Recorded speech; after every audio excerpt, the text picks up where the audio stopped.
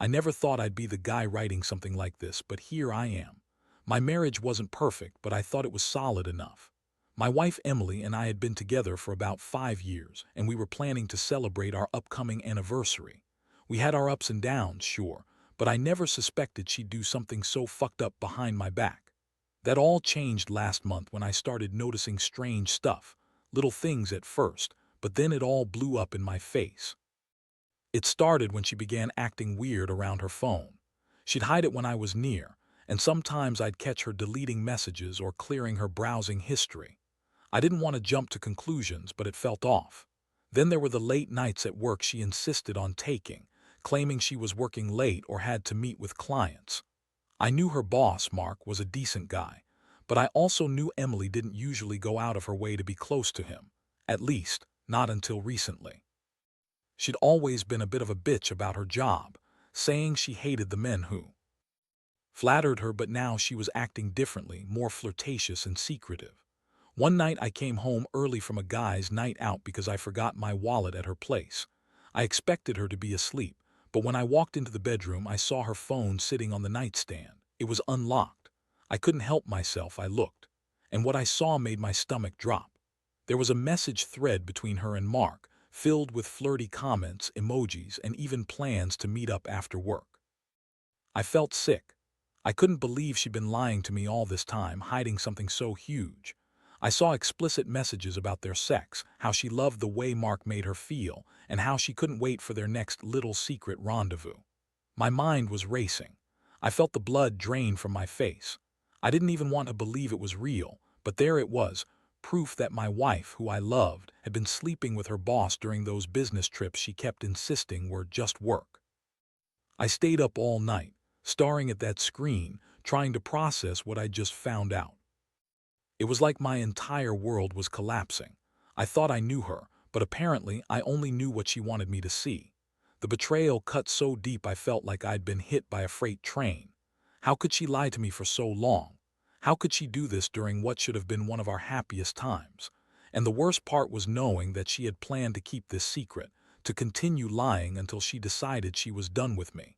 The morning after I found those messages, I couldn't function. I tried to go to work, but everything felt surreal. My hands trembled as I scrolled through the conversation again and again, trying to make sense of it. I kept asking myself, how long has this been going on? Did she think I was so blind that I wouldn't notice? The thought that she planned all of this, cheating, lying, sneaking around, almost made me vomit. I felt a mixture of rage, heartbreak, and confusion swirling inside me, and I knew I couldn't keep it bottled up. I decided I had to confront her. I couldn't keep pretending everything was fine. That evening I came home early again, and I waited for her to get back from work. When she finally walked in, the look in her eyes told me everything I needed to know. She immediately started with her usual bitchy attitude, trying to act like nothing was wrong, accusing me of being paranoid and controlling. She threw out the typical lines, "You're overthinking this. You're just insecure. And Mark is just a boss, it's nothing." But I didn't buy it anymore. I pulled out her phone, showed her the messages, and watched her face turn pale, then red with anger.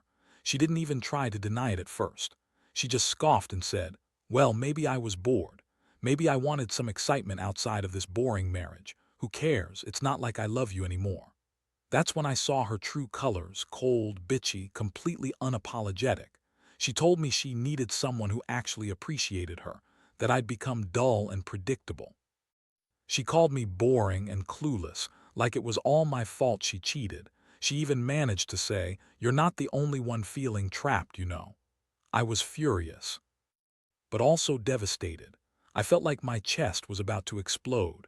I asked her, "How long has this been going on?"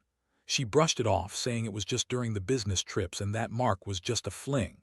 Yeah, sure. I could see right through her bullshit now. She was lying again. She'd been sneaking around, probably sleeping with him more than once. The worst part was realizing she had no remorse, no guilt, just that bitchy attitude like I was the one overreacting. After that confrontation, I felt numb. I couldn't sleep that night. I kept replaying everything in my head, her words, her sneer, the betrayal. I started questioning everything about us. Had I ever really known her? Was the woman I married even the same person? And what the hell do I do now? Do I keep fighting for this or do I cut my losses? Every instinct told me to kick her out, to stop pretending she was innocent.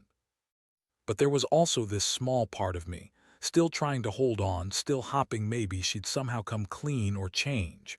But deep down, I knew that was a pipe dream. The damage was done. The days that followed were a blur of anger, sadness, and a kind of numb frustration I'd never experienced before. I couldn't focus at work. Every time I tried, her face, her sneering attitude, and those damn messages kept flashing back in my mind. I started seeing her differently, like she was a stranger, someone I used to love but who had turned into this cold, manipulative person. I couldn't believe I'd been blind for so long, ignoring the signs, convincing myself that maybe she'd change, maybe she'd see reason. But now it was painfully clear she didn't give a shit about our marriage, just about her own selfish needs. I knew I had to think about what to do. I couldn't just let this go. I started planning my next move, how to confront her again, what evidence I needed to gather, and how to handle the situation without making things worse. I decided I needed to catch her in the act or at least get her to admit everything outright. I wasn't about to let her walk all over me, not anymore. I also knew I needed someone to talk to, someone who'd understand. My best friend Jake was the only one I trusted enough to open up to.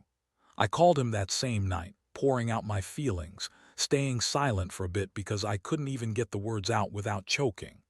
Jake listened patiently, then told me I needed to be careful. Women like Emily don't change, and if I wanted out, I should do it decisively.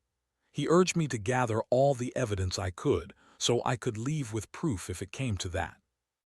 That night I made up my mind. I was going to find out everything and I was going to make her regret it. I needed to see her break, to make her understand that betrayal has consequences.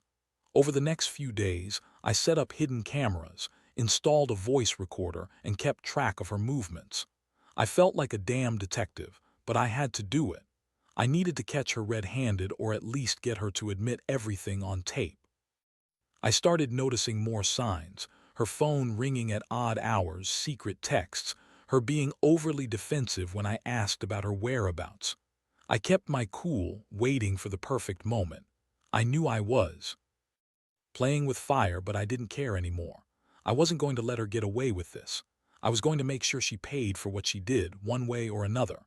Then one evening everything escalated. I followed her to a hotel she claimed was for work, but I knew better. I parked nearby and waited. Minutes later I saw her sneaking into the back entrance with Mark. My heart sank, but a part of me felt a strange sense of closure. I finally had concrete proof.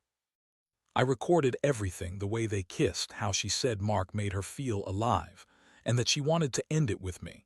It was like watching my worst nightmare come true. I felt completely shattered, but a strange relief washed over me too. I knew I couldn't stay silent anymore. I was done being the fool who turned a blind eye. That night I barely slept. I kept replaying everything I saw, her lips pressed against Mark, her hands gripping his shirt, the way she looked at him like he was her salvation. I remember feeling a strange mix of heartbreak and rage. It was like I'd been punched in the stomach, and at the same time I wanted to tear her apart for doing this to me. I knew I had all the evidence I needed now, and I wasn't going to let her play the victim anymore. The next day, I decided I needed to confront her again, but this time with everything laid out in front of her. I wanted her to see that I knew the truth. No more lies, no more bullshit. I came home early from work and I found her sitting on the couch, scrolling through her phone like she hadn't just been caught. I just stood there for a moment watching her, then laid everything out. The recordings, the photos, the messages. Her face went pale, then red with fury. "Are you serious? You've been spying on me," she hissed, trying to act like I was the crazy one. But I didn't care. I pressed play on the recorder and her voice practically begging Mark to meet her again, filled the room. She looked like she'd been hit with a ton of bricks. For a second she stuttered, then spat out, "You don't understand, it's not what it looks like." "I was just cheating on me, Emily," I interrupted, voice trembling with anger. "You've been lying, sneaking around, and planning to leave me for Mark. During our last anniversary you were with him, weren't you? You've been lying about everything, your job, your trips, your feelings. How long was this going on? A year, 2. She started crying, but it was a fake cry, one of those tears that don't mean shit. You don't get it. I was bored. You became so predictable, so dull. Mark makes me feel alive. I needed someone who actually cares about me. You don't know what it's like to feel invisible, to feel like I was just a trophy for you. I felt my fists clench. I couldn't believe the words coming out of her mouth. She was trying to justify her cheating like it was some kind of emotional upgrade. That's when I knew I had to make a choice. I looked at her, this shell of a woman I once loved, and realized I couldn't keep pretending I was okay with this. I couldn't keep pretending that I was the idiot who didn't see what was happening right under my nose. I told her she could pack her shit and leave. I told her I didn't want to see her again unless she was ready to be honest, that she'd betrayed everything we built. She looked surprised, then furious. You can't do this. You're overreacting. I love Mark. I don't care about what you think anymore. That was the moment I decided that this wasn't just about the betrayal anymore. It was about respect, something she'd long since taken from me. I told her to leave, and she stormed out, calling me a psycho, saying I was crazy for acting this way. But I didn't care. I finally felt like I'd taken back control, like I was finally done being the victim of her lies. That night, I sat alone in what used to be our living room, staring at the empty space where she used to sleep. It hit me hard. This was really happening. My marriage, my trust, everything I thought I knew about her and us was gone. The pain was sharp, but I also felt a strange sense of relief. I knew I'd have to rebuild, but at least now I could start moving forward without her. Betrayal was a wound I wasn't sure would ever fully heal, but I knew one thing. I deserved better than this, and I was finally ready to accept that. The days after she left were the hardest. I kept thinking about everything, her lies, her sneers, the way she dismissed my feelings like they didn't matter. It was like I'd been living in a fog, and now that it had lifted, the reality hit hard. I felt angry, betrayed, and utterly exhausted. Honestly, I was questioning whether I'd ever actually known her at all. I kept replaying the moments, her bitchy attitude when I confronted her, her cold denial, her fake tears, and I wondered how I could have missed all the signs. How could someone I loved so much turn out to be such a different person? I also had to deal with the aftermath. My friends told me I was better off without her, that I deserved someone who actually valued me, but I couldn't help feeling this gnawing emptiness inside. I'd lost my partner, my confidant, the woman I thought I was going to spend the rest of my life with. The betrayal left a scar that I knew would go away easily. And yet I also knew I couldn't keep living in the past. I had to figure out what came next. I decided to take some time for myself. I started going to therapy, trying to understand my feelings and process what had happened. I also cut all contact with Emily. No calls, no messages, nothing. I wanted to create space for myself to heal and to think about what I truly deserved. I knew I wouldn't just jump into another relationship or try to fix this mess by myself. I needed to rebuild my confidence first. I also started focusing on my career, my hobbies, and hanging out with friends who reminded me I was still a good guy, despite what she'd tried to make me believe. One day, I sat down and wrote out everything I'd learned from this experience. It was a messy, painful list, but also a kind of catharsis. I realized that I had a lot of lessons to take away. Never ignore the signs, never assume your partner's actions match their words, and most importantly, never let anyone treat you like you're less than you are. I also understood that some people, like Emily, aren't worth the effort of saving, and that sometimes cutting losses is the best choice for your own sanity. I promised myself that I'd never settle for someone who didn't respect me, no matter how much I loved or trusted them. Looking back now, I don't regret finding out the way I did. It hurt like hell, but it also opened my eyes. I've learned that honesty, respect, and loyalty are non-negotiable, and that I need to be more alert to how people around me behave. I still feel pain, sure, but I also feel stronger. I know I'll heal, and someday I'll find someone who values me for who I am. For now, I'm just taking it one day at a time, trying to rebuild what I thought I'd lost. In the end, I realized that betrayal cuts deep, but it also teaches you who you really are.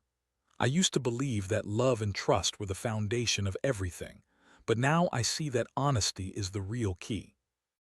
I let myself feel the pain, the anger, the heartbreak, and somehow through all of that, I found a new sense of clarity.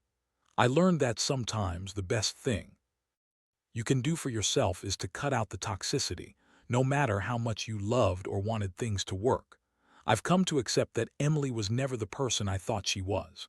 She lied, she cheated, and she dismissed my feelings like they were nothing. That realization was a blow, but it also set me free. I don't blame myself for trusting her, that's what love does. But I do blame her for throwing that all away for a quick fling, for a moment of excitement that cost us everything. Now I know that I deserve someone who genuinely cares, who values loyalty and respect, not someone who sneaks around and insults me with her actions. Looking back, I'm glad I found out the truth when I did. It hurt like hell, but it forced me to face reality. I don't think I'll ever forget the pain, but I also know I won't let it define me. I'm stronger now, more cautious, but also more hopeful.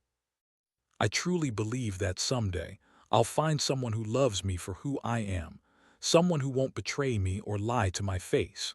It's a hard lesson, but one I had to learn the hard way. So to anyone out there going through something similar, trust your instincts. Don't ignore the signs. If something feels wrong, it probably is. And if you catch your partner cheating or lying, don't be afraid to face it head on. It's going to hurt, no doubt about that. But in the end, honesty and integrity matter more than any lie or betrayal. You owe it to yourself to be with someone who respects you, who makes you feel safe, loved, and valued.